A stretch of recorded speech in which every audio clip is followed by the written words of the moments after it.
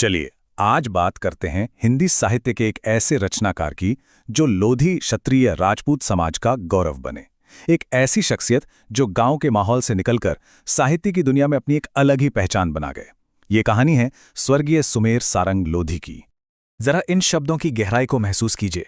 बिखर गई आशा के पुष्प की पंखुड़ियां, बस ये एक लाइन ही उनके लिखने की ताकत और एहसास को बयां कर देती है। तो चलिए इस कवि की यात्रा को बिल्कुल शुरू से जानते हैं। हर कहानी की एक शुरुआत होती है। सुमेर सारंग की कहानी भी शुरू होती है मध्य प्रदेश के सीहोर जिले के जहांगीरपुरा गांव से, जहां वो काशीराम के नाम से जाने जाते थे। 16 अगस्त 1948 को एक सम्मानित लोधी राजपूत परिवार में उनका जन्म हुआ।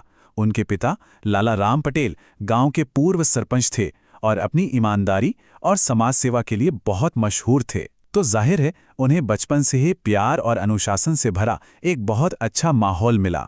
और ये बात बहुत दिलचस्प है कि साहित्य की दुनिया का सुमेर सारंग असल में बचपन में काशीराम था, और यही नाम उनके जीवन में आने वाले एक बहुत बड़े बदलाव की वजह बना। तो सवाल ये है कि जहांगीरपुरा का काशीराम साहित्य का सुमेर सारंग बना कैसे? देखिए, ये सिर्फ एक नाम बदलने की बात नहीं थी, ये तो एक पूरी की पूरी नई साहित्यिक पहचान का जन्म था। इस बदलाव को देखिए, एक तरफ जहांगीरपुरा के पगडंडियों पर दौड़ता हुआ काशीराम और दूसरी तरफ आम इंसान के दर्द को अपनी आवाज देता हुआ कवि सुमेर सारंग। सच कहूं तो गांव के एक लड़के से जनता का कवि बनने का यह सफर ही उनकी सबसे बड़ी उपलब्धि थी। इस नाम के पीछे की कहानी भी बड़ी प्यारी है। हुआ यूं कि उनकी दादी को काशीराम नाम कुछ खास पसंद नहीं था, तो बस उनके कहने पे स्कूल में नाम सुमेर सिंह लिखवा दिया गया, और यही सुमेर सिंह आगे चलकर साहित्य का सुमेर सारंग बन गया। नाम तो नया मिल गया, लेकिन जिंदगी का सफर कहाँ आसान होता है। अब बात करते हैं उनके जीवन के उस हिस्से की जहां संघर्ष और जुनून ने मिलकर उनकी आवाज को वो धार दी जिसके लिए वो आज भी जाने जाते हैं। इस सफर के कुछ पड़ाव देखिए। 1964 में 8वीं क्लास फर्स्ट डिवीजन से पास की, और ठीक अगले ही साल 1965 से साहित्य के गहरे समंदर में उतर गए। बस यहीं से वो यात्रा शुरू हुई जो उन्हें 1984 में एक बड़े सम्मान तक ले गई। उनकी स्कूली पढ़ाई भले ही 8वीं के बाद रुक गई, पर उनकी असली पढ़ाई तो जिंदगी के संघर्षों से हुई। परिवार में लगातार मुश्किलें आती रहीं, पर उन्होंने ठान लिया था कि लेखन को ही अपनी जिंदगी का मकसद बनाएंगे। और उनका ये जुनून रंग लाया।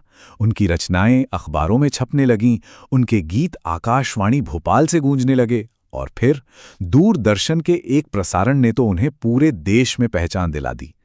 वो सचमुच में दर्द, संघर्ष और समाज के खिलाफ विद्रोह की एक बुलंद आवाज बन गए थे। उनकी कलम लिखती थी, खोज खोज हार गए भरोसे की डाम, बिरहा के गम।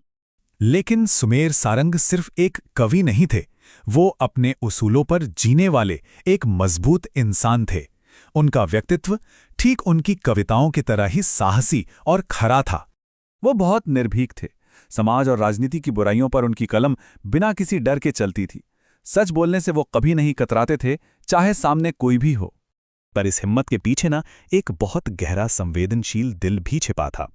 वो आम इंसान के दर्द को सिर्फ लिखते नहीं थे, बल्कि उसे जीते थे, महसूस करते थे और फिर अपनी आवाज देते थे। और हां, वो विद्रोही भी थे, लेकिन उनका विद्रोह किसी इंसान के खिलाफ नहीं था, बल्कि साहित्यिक गुटबाजी और दिखावे के खिलाफ था। वो साफ मानते थे कि लेखक का काम बोलना चाहिए, ना कि उसका नाम या उसकी पहचान। उनके उसूलों का सबसे बड़ा सबूत ये किस्सा है। 1983 में जब एक बड़े सार्वजनिक समारोह में उन्हें सम्मानित करने का ऐलान हुआ, तो उन्होंने मना कर दिया। सोचिए, और फिर अगले ही साल 1984 में उस वक्त के कलेक्टर खुद उनके घर पहुंचे और उन्हें सम्मानित किया। ये दिखाता है कि वो सम्मान के भूखे नहीं, बल्कि आत्मसम्मान के धनी थे। सुमेर सारंग लोधी आज हमारे बीच नहीं है, लेकिन कुछ आवाजें कभी खामोश नहीं होती। चलिए देखते हैं कि उनकी साहित्यिक विरासत आज भी किस तरह से गूंज रही है।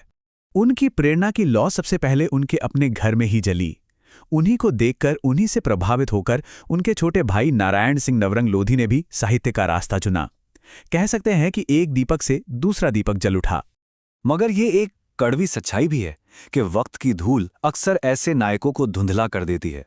सुमेर सारंग शायद आज गुमनामी में चले गए हों, पर उनकी रचनाओं में जो दर्द और सच्चाई है वो आज भी उतनी ही जिंदा है। तो फिर उनकी असली विरासत क्या है?